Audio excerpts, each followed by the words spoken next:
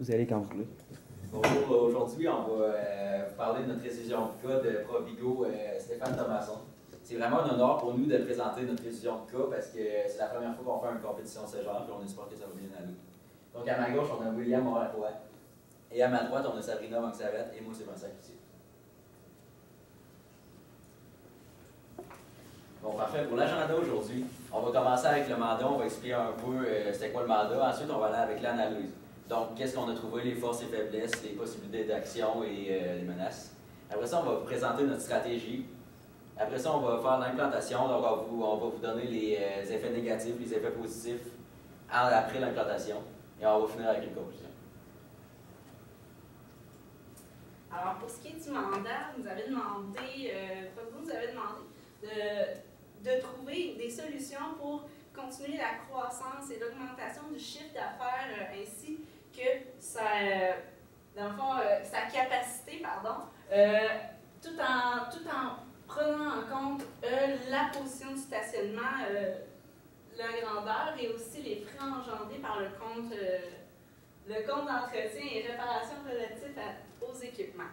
Pour ce qui est des objectifs supplémentaires, on a pris en compte aussi les objectifs qu'on trouvait plus quand même imposants. Il y avait la main-d'œuvre, il y avait l'entrepôt, et la clientèle et le marketing qui étaient aussi à voir. Au niveau de l'analyse, on va commencer par les forces. Au niveau des forces de Provigo, il y avait les rénovations intérieures qui venaient tout juste d'être faites, les croissances des ventes et bénéfices qui augmentent d'année en année, les heures d'ouverture qui prennent une grande partie de la semaine aussi, qui est très avantageux. Il y a aussi le marché alimentaire. Provigo est troisième, il est dans la troisième position des marchés alimentaires au niveau entre, disons, IGA et Métro. Il y a aussi la présence au niveau des établissements scolaires. Provigo fait beaucoup de commandites. Aussi, il y avait les rabais avantageux qui étaient très avantageux au niveau des étudiants et aussi globalement au niveau de la société. Il y avait la variété des produits qui était très accrue aussi au niveau de Provigo. Il y avait la notoriété aussi qui était vraiment présente dans son statut, la loyauté de ses clients aussi, et le prévoi de la hausse de la demande qu'il faisait constamment, qui lui donnait un avantage afin de pouvoir faire ses commandes aussi. Il y avait aussi la méthode du tout juste à temps là, qui était très avantageux. Au niveau des faiblesses, il y avait malheureusement le stationnement, qu'on a cru comprendre que le stationnement était pris par les étudiants. Le réfrigérateur aussi qui était défectueux et l'entrepôt qui manquait d'espace. Je vais céder la parole maintenant à mon collègue Vincent Cloutier. Non, ça va être William. Ah, William Morin-Roy, pardon. Pour les possibilités d'affaires. Alors, pour les possibilités d'affaires pour Provigo, ici, à Sainte-Foy, il y a ce qu'il faut tenir compte du commerce de détail qu'il y a en ce moment. Le commerce de détail, c'est un domaine d'entreprise qui est très diversifié. On sait la concurrence y est pour beaucoup. Et le commerce de détail, de plus en plus, il y a une augmentation des ventes qu'il faut tenir compte. Et Provigo doit saisir de cette opportunité-là dans l'augmentation des ventes dans le marché de l'alimentation. Comme Sabrina nous en a parlé tout à l'heure, il y a une hausse de la demande dans ce secteur-là. Provigo, ce qu'il doit faire, c'est qu'il doit sauter sur l'occasion, évidemment, pour trouver des opportunités de profiter de cette demande-là. C'est pas seulement de la regarder passer et de dire, bon, il y a une hausse de la demande, mais et pourquoi? Et qu'est-ce que je dois faire dans ce cas-là? Eh bien, je dois trouver des nouvelles opportunités pour aller chercher de nouveaux clients et de satisfaire ma clientèle et de couvrir le plus large bassin de gens possible. Mais, parallèlement à tout ça, il faut tenir compte, évidemment, qu'il y a des menaces. Les menaces, comme on l'a un petit peu introduit, dans le commerce de détail, il y a une concurrence qui est très virulente. Pourquoi? Bien, il y a des joueurs de plus en plus gros, comme on parle de Walmart, Costco, bon, un Target dernièrement qui a fermé, mais Walmart aux États-Unis, il y a un nouveau concept qui est de plus en plus populaire, il faut en tenir compte, c'est les Walmart 24 heures. Donc, les heures d'ouverture sont de 24 heures, donc on peut couvrir la clientèle à n'importe quelle heure du jour. Provigo, pour satisfaire sa clientèle, n'a pas nécessairement ce besoin-là, mais il faut tenir compte si Walmart veut établir cette sorte de bannière ici.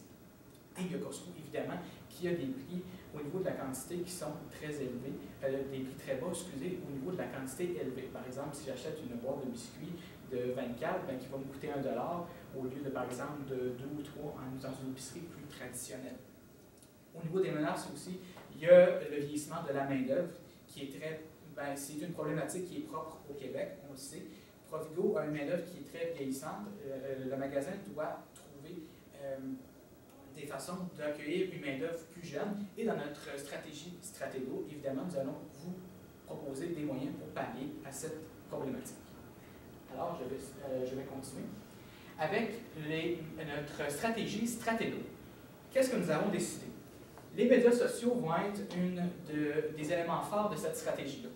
Donc, Provigo, actuellement, le magasin n'est pas du tout présent sur Facebook, Twitter ou avec les scan bars, comme on peut appeler, qu'il y a dans les revues et sur Internet. On est seulement présent dans des circulaires. Il faut tenir compte de ça. Il faut aller chercher une nouvelle clientèle sur Internet parce qu'un commerce aujourd'hui, pour survivre, Internet, c'est très important, il faut en tenir compte pour aller chercher des nouveaux clients. Il y a aussi la commandite étudiante. Donc, ce qu'on va faire, c'est qu'on va proposer, dans la même optique de l'importance de la commandite, Provigo va proposer de créer une nouvelle application à des étudiants. Donc, en technique, par exemple, en informatique, dans un cégep quelconque, aux alentours, Provigo peut se servir de ça et de dire, bon, ben nous, à coup nul, on va présenter un projet aux étudiants avec une commandite via un travail scolaire et leur dire, bon, ben développez-moi la meilleure application possible que je pourrais utiliser pour faire connaître mon commerce. Juste pour dire aussi que ça va être gratuit, ça, il n'y a aucun, comparé au coût élevé que ça prend pour faire une application d'habitude. C'est ça, exactement. Donc, on fait ça à coup nul. Et évidemment, bon, on va aller chercher dans les banques d'emploi Québec la main-d'œuvre. Donc, les jeunes sont très connectés là-dessus. Emploi Québec pour les jeunes à temps partiel, mais aussi des jeunes qui cherchent un emploi à temps plein. Il faut aller chercher des gens, il faut trouver un moyen d'aller les rejoindre, pas seulement les clients, mais nos employés aussi. Il y a les rabais étudiants. Autre élément fort de notre stratégie, les rabais étudiants, nous, ce qu'on propose, c'est au lieu de les mettre les lundis et les mardis, 10 comme il y a actuellement, c'est de le mettre le jeudi et le vendredi. Pourquoi? Tout simplement parce que c'est le jour de paie. Donc, les étudiants ont plus de marge de manœuvre dans leur portefeuille pour aller faire leur épicerie le jeudi et le vendredi, plutôt que le lundi et le mardi. Et c'est pour ça que l'âge d'or, on va créer un nouveau rabais de 10 qu'on va appliquer le lundi et le mardi. Alors maintenant, je vais céder la parole à mon collègue Vincent. Merci, William. Moi, je vais parler du problème du stationnement et de l'entrepôt, surtout. Donc, on sait que le stationnement, comme on l'a dit plus tôt, c'est surtout occupé par des étudiants qui veulent un stationnement gratuit. Donc, c'est vraiment avantageux pour eux, mais c'est vraiment un désavantage pour Provigo. Donc, nous, on propose de fusionner un poste. Donc, ce qu'on veut dire par là, c'est de prendre un employé qui travaille à temps plein, d'augmenter juste un petit peu son salaire, et puis qui, à chaque heure, à peu près, qu'il aille faire un tour dans le stationnement pour voir s'il y a quelqu'un qui est là depuis longtemps. Donc, c'est ça, ça coûte beaucoup moins cher qu'engager une firme. Puis ça aussi, ça serait pas juste le lundi et le jeudi comme la firme, ça serait tous les jours, puis ça serait vraiment avantageux au niveau du coût aussi. Et pour l'entrepôt, on le sait, on a vu dans le cas que l'entrepôt était rempli à 70% avec de la bière. Donc nous, on voudrait que Provigo fasse des ententes avec les fournisseurs de bière. Donc ce qu'on veut dire par là, c'est qu'à la place de recevoir des gros stocks à chaque mois, qu'ils reçoivent des plus petits stocks juste à leurs besoins à chaque semaine. Donc ça donnerait beaucoup d'espace dans l'entrepôt pour entreposer d'autres choses. Puis maintenant, pour les frais de maintenance, ça c'est les réfrigérateurs. Donc on vit vraiment dans un climat aride au Québec, il n'y a pas grand-chose qu'on peut faire contre ça. On peut pas arrêter le froid, on peut pas faire que ça soit plus chaud. Mais par exemple, on a pensé, à la place de faire une surveillance mensuelle des réfrigérateurs, ça coûterait un peu plus cher de faire des surveillances hebdomadaires, mais on croit que c'est la seule solution possible. Je vais passer la parole à Sabrina. Alors, bien sûr, notre stratégie va avoir quelques petits effets négatifs. Au niveau des effets négatifs, on avait l'augmentation des coûts des ressources humaines qui est à considérer au niveau de la personne qui va s'occuper d'aller surveiller les stationnements. Et aussi les rabais supplémentaires qui vont être à court terme. On peut dire qu'ils vont être à court terme parce que généralement, c'était supposé donner un revenu aussi à long terme.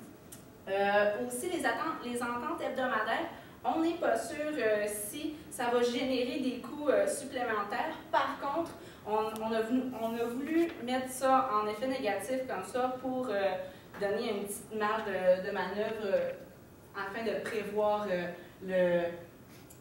la stratégie.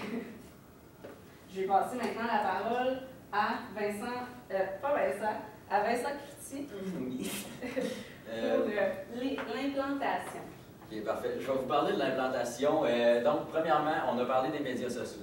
Donc ça, c'est qu'on irait sur Facebook, Twitter, on mettrait un code barre aussi dans l'application. Donc les gens auraient juste à scanner ce code barre-là, le garder sur leur cellulaire et le présenter à la caisse. Ensuite, on a la commandite étudiante. Donc, on a juste, comme William expliquait, à prendre des étudiants à fin de technique pour développer une application. Ensuite, Emploi Québec, ça ferait qu'il y aurait plus de visibilité, surtout pour les jeunes, parce qu'on veut développer une nouvelle génération d'employés à temps plein. Ensuite, il y a les rabais étudiants, comme on a dit, qui vont être le jeudi et le vendredi. L'âge d'or, ça va être le lundi et le mardi aussi. Donc, avec présentation d'une pièce d'identité qui prouve leur âge. Et pour la fusion de poste, il va aller voir à chaque heure le stationnement. Ensuite, les ententes avec les fournisseurs de bière, ben, comme j'ai expliqué tantôt, ça va beaucoup avantager au niveau de l'espace dans l'entrepôt. Finalement, pour la surveillance hebdomadaire, ça va un peu avec l'entrepôt. Ça va permettre d'enlever la glace plus fréquemment, ce qui va faire qu'on n'aura pas besoin d'enlever tous les produits qu'il y a dans le réfrigérateur à chaque fois qu'on fait. Je vais passer la parole à Willy. Alors, évidemment, notre stratégie Stratego ne peut pas s'implanter sans qu'on ait un budget ou une visibilité qu'on pourrait vous présenter qui va aider à l'implantation.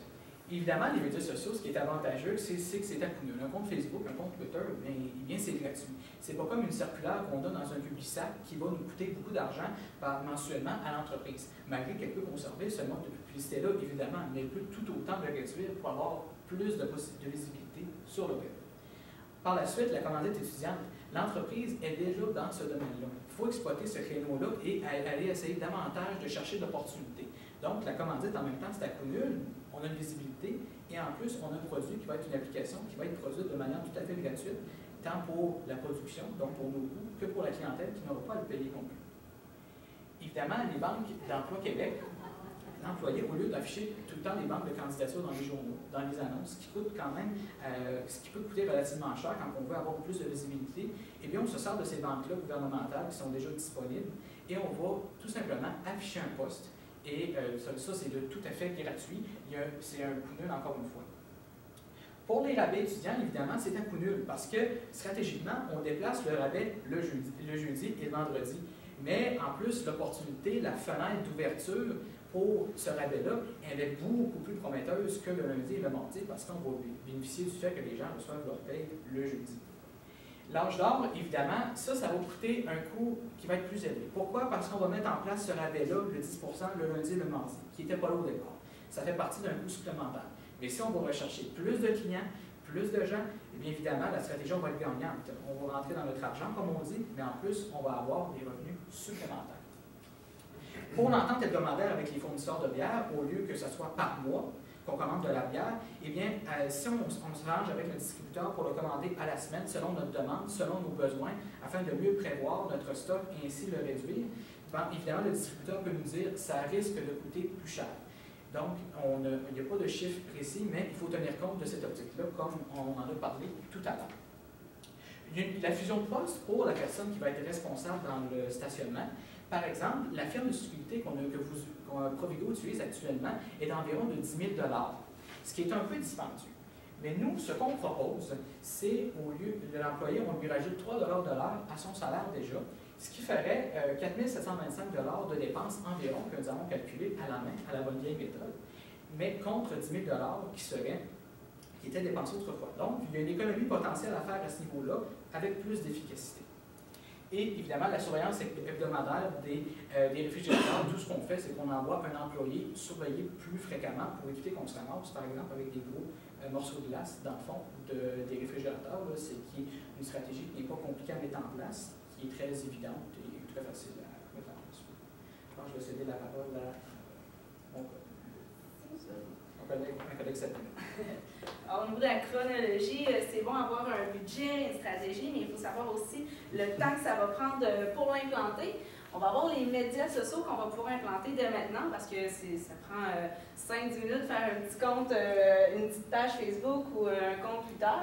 Au niveau de la commandite étudiante, on vous conseillerait de le faire à la rentrée scolaire parce qu'on va pouvoir faire des promotions afin de les informer tout de suite de la nouvelle promotion qui va être en place. Il va y avoir aussi l'Emploi Québec qu'on va pouvoir faire dès maintenant. Un compte aussi, ça se fait rapidement. Au niveau des rabais étudiants, on pourrait le faire aussi à la rentrée scolaire parce qu'on va pouvoir aussi encore faire des campagnes promotionnelles pour faire un petit peu de marketing, pour les informer. Au niveau de l'âge d'or, on peut aussi le faire dès maintenant, une petite carte, une petite annonce de 10% aussi qui se fait un peu, qui ne demande pas aussi vraiment de consultation ou quelque chose comme ça. Au niveau de la fusion des postes, on peut demander à une personne à temps plein dès maintenant encore pour lui dire, tu peux-tu faire une petite ronde à toutes les heures. Aussi, il va y avoir une entente avec les fournisseurs qu'on croit qu'ils pourraient faire environ un mois parce qu'il faut faire aussi des conciliations, trouver aussi qui pourra parler, faire un contrat aussi. Aussi, la surveillance hebdomadaire, on pourrait le faire aussi dès maintenant parce que, disons, c'est un employé aussi qui fait ça pour la surveillance des réfrigérateurs.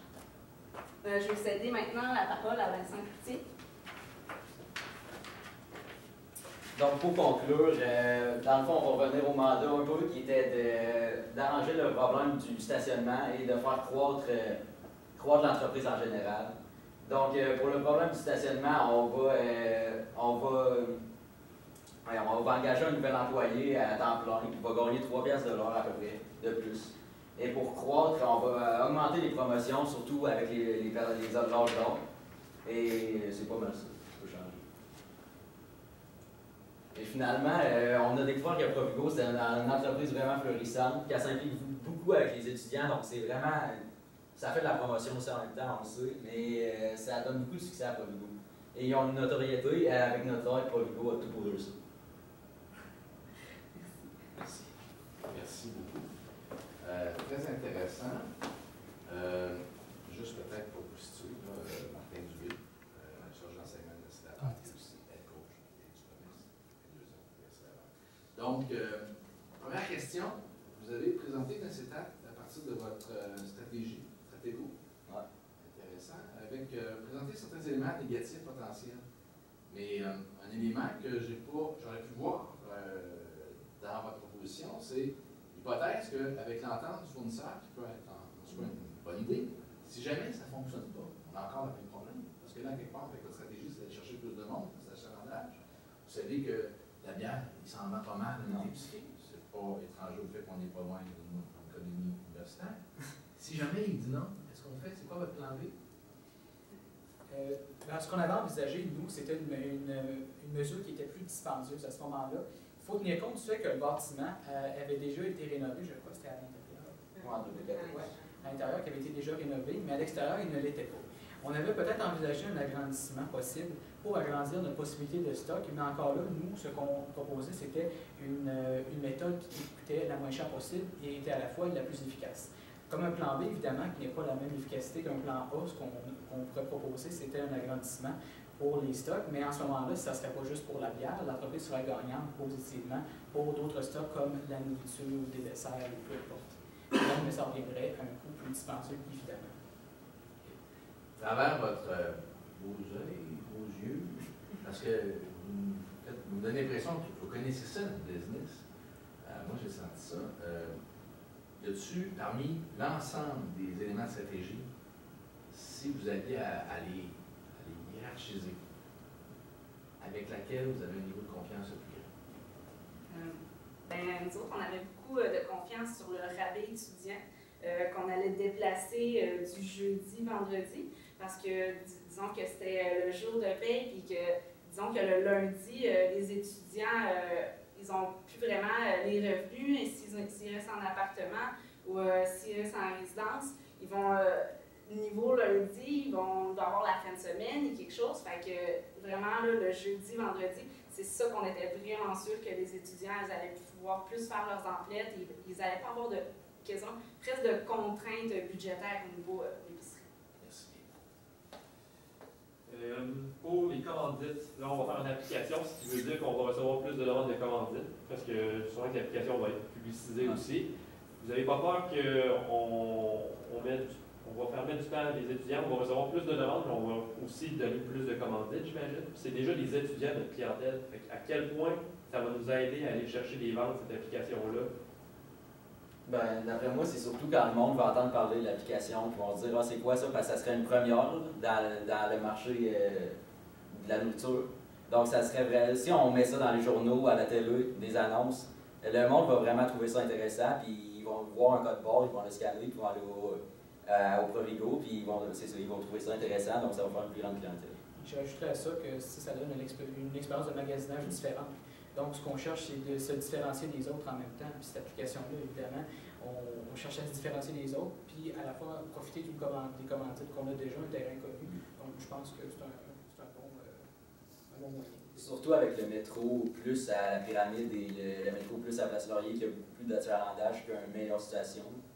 On pourrait se différencier. Puis pour le stationnement, là, admettons, moi, les employés, ils ne désirent pas faire cette tâche-là. Ça se peut que je fasse des employés parce que je leur impose de faire ça. Est-ce que vous avez une deuxième solution si ça ne marche pas pour les employés et ils ne désirent pas faire cette tâche-là supplémentaire? À ce moment-là, il y a toujours évidemment l'optique de créer un nouveau poste, d'engager quelqu'un à temps plein là-dessus. C'est une optique qu'on avait envisagée, mais évidemment, ce qui entraîne des coûts supplémentaires au lieu de faire une fusion de poste. À ce moment-là, bon, si on se retrouve devant cette problématique, mon équipe et moi, je pense, notre équipe, excusez, ce que nous croyons, ça serait bon de valoriser les employés, leur dire, bon, nous, on t'offre une nouvelle opportunité de travail. Donc, bon, avec quelques avantages, comme par exemple, on peut lui proposer un rabais supplémentaire en échange, par exemple, donc que l'employeur soit gagnant et l'employé le soit aussi. Ça, évidemment, c'est important, c'est un bon point de vous soulever, je pense. Puis, avec le 10 là, pour l'âge d'or, est-ce que vous n'avez pas peur qu'on va perdre des profits aussi grâce à ça sur notre... Je pense que c'est sûr qu'on va perdre un peu de profit, mais d'après moi, l'âge d'or, parce que c'est beaucoup, ce quartier-là, c'est les étudiants ou l'âge d'or. Il n'y a pas vraiment de milieu. Donc, il y a beaucoup d'âge d'or. Ça attirerait surtout les plus vieilles personnes qui n'ont pas nécessairement beaucoup d'argent, qui vivent dans ce quartier. C'était la dernière question. Merci beaucoup. Merci.